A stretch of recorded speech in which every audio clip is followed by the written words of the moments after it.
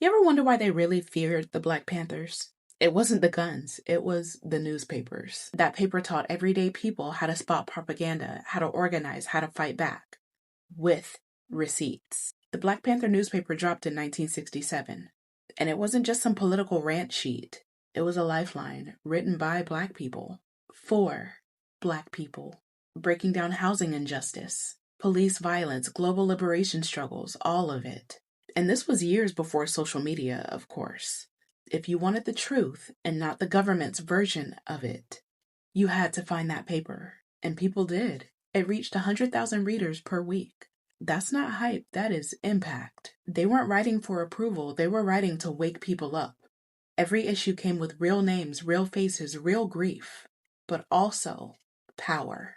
The art, brutal, unflinching. Cops drawn as pigs, Black mothers mourning their sons. It wasn't about shock, it was about truth.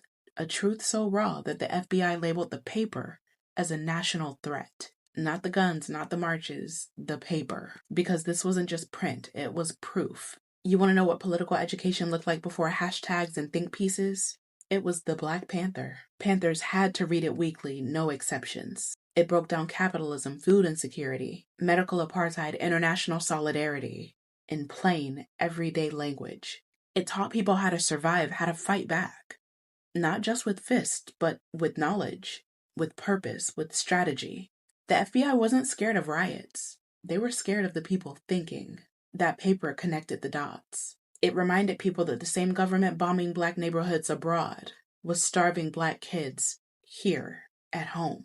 You weren't just reading about injustice, you were learning how it was engineered. We talk a lot about the Panthers, leather jackets and rifles, that sort of thing. But this was the real weapon, the newspaper. Because once people start thinking critically, once they start organizing, once they start connecting oppression to systems, not just bad luck, that is when revolution becomes possible. And that is exactly what they are still afraid of.